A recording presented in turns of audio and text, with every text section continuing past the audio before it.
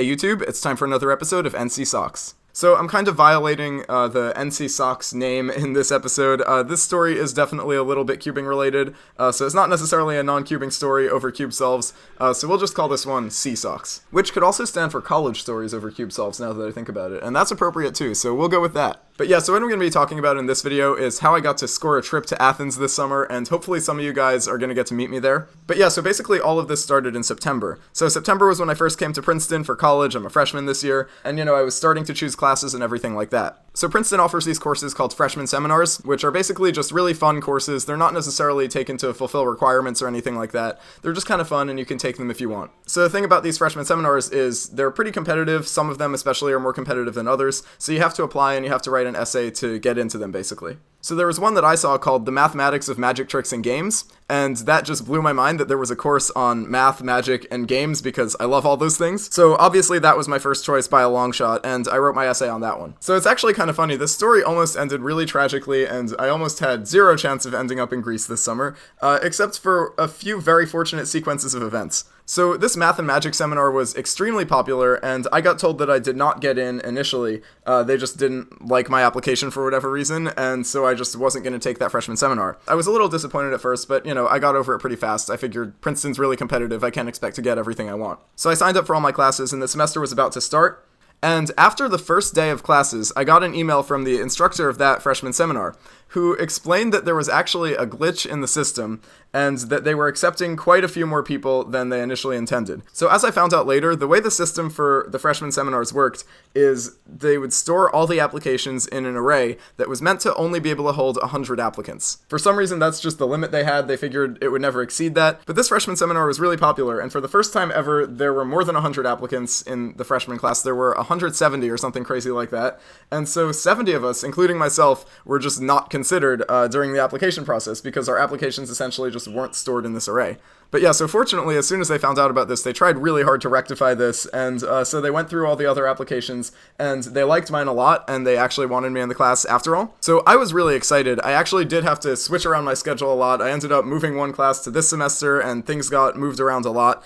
But yeah, essentially, I was able to take this freshman seminar in the fall, and that was really exciting for me. So I started attending this freshman seminar, and I have to say, this freshman seminar has done so much for me. First of all, it was the most interesting class I've ever taken in my life, by far. The professor is insane. He was a Fields medalist, and he's just a really smart guy, and the way he teaches the class was just absolutely insane.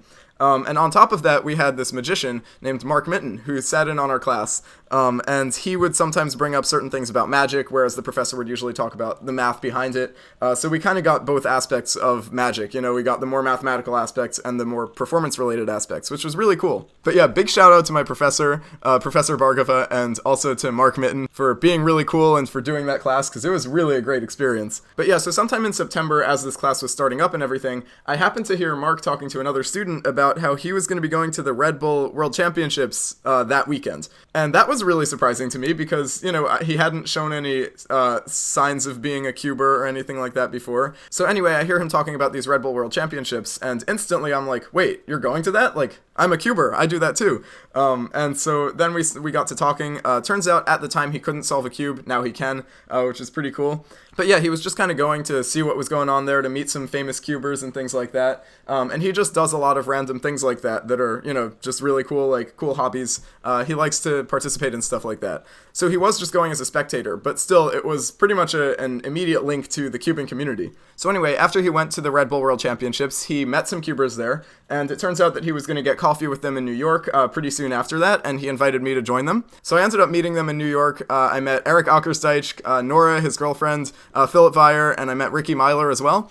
So a whole bunch of cubers from Europe, which was really cool to get to meet them because I had never met any of them before. So we met in the city and we had a good time, and then I went home later that night. And so anyway, since Mark knew all these cubers now, it turns out that he is involved in this festival in Athens every summer called the Summer Nostos Festival. And so he books a lot of things that are going on there, and he plans a lot of it. It's a really big thing that he works on every year. So the festival's got a whole bunch of stuff going on. There's like a lot of music acts, there are circus performances, random hobbies like cubing, dominoes, juggling, all sorts of stuff like that. And it's a really big deal. Apparently 100,000 or more people come every year, so that's really exciting. So he organizes this, and now that he was in touch with so many cubers, was he basically wanted to involve cubing in this festival this year. So he got in touch with me, and he got in touch with Eric and all those people from over in Europe, and he asked if we were interested in doing some cubing related stuff at this festival. So of course I was really excited. I've never been outside of the country before, so I'm going to be going to Athens, which is really great.